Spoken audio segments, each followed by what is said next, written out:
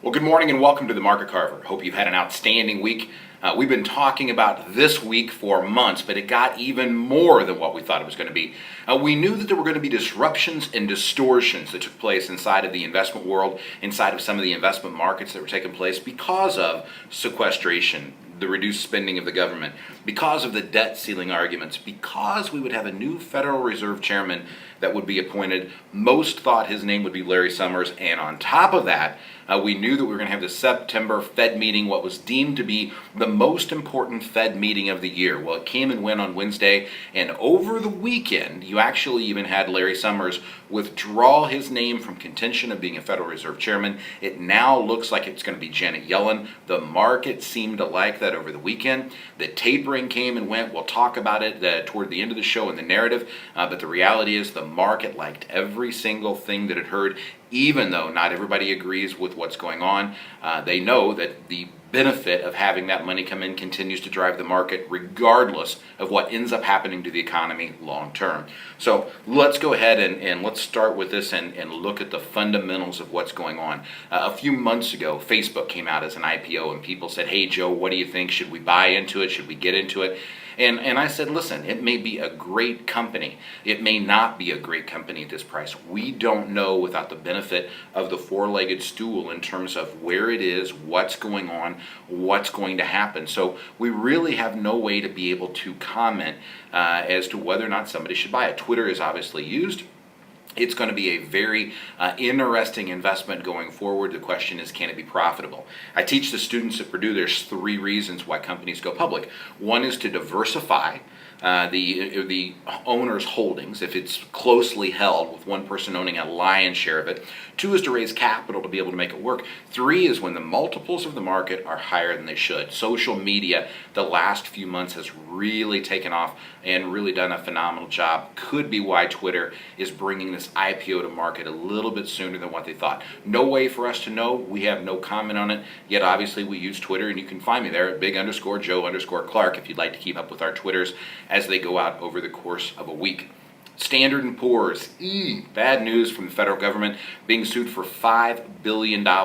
Being sued, wondering whether or not the federal government saying, hey, did you mislead the banks on some of these mortgage-backed securities? A $5 billion suit obviously is huge. It's going to be a very, very interesting discussion, but let's just say 2008 is far from over in terms of how some of this stuff is truly going to unwind. Okay, I want to spend some time on the taper, really talk about what's going on inside of that world. That when we talk about taper, they're the cute little things called QE, qualitative or quantitative easing, take your pick, was putting money inside of the system. The Federal Reserve was putting money in by buying back originally Treasury bonds. Now it's buying back Treasury bonds and mortgage-backed securities. Now this is a double-edged sword. First of all, most of Wall Street was very worried that they were going to cut back some of the mortgage-backed bonds. If they quit buying those, it will have a higher impact on mortgage rates. Well, the reality is they didn't do any of that. On the Treasury bonds, on the other hand, the government's not spending as much this year as they spent last year. That means less issuing of Treasury debt. This is a problem. You've only got so much money that you have to spend. I have said before, I've never seen anybody addicted to something get off until they're forced to. Well, eventually, if they run out of buying short-term bonds, if they run out of that paper, they may have to find something else to do. That may be what, at the end, forces them to make some decisions that are going on. Quotation from our friend Peter Lynch, managed the Fidelity Fund for a long time, says if you get 6 out of 10, if you're right 6 times out of 10, you're really, really good. You're not going to be right 9 times out of 10 in this industry. I thought that we would see some sort of announcement about how tapering might begin at some point in time today. We didn't even see that. The Federal Reserve seems to be committed to their package of continuing to put in $85 billion a year into the system. Going to be interesting going forward. Hey, for those of you who are out there that are friends of the firm that would like to come in for the Thirdly, the families that we serve, don't forget those are coming up on the 9th and 10th of October, Lafayette and then in Anderson. Happy to have you along. If there's anything we can do to help arrange the conversation before then, something you'd like to talk about, please don't hesitate to let us go.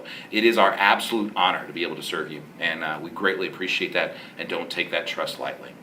If you're out and about Saturday morning, don't forget you can listen to the radio show 9 to 10 on WQME. 10 to 11 on Sunday mornings on Shine 99. And of course, you can find the newspaper column on the Herald Bulletin Saturday morning or on our website anytime.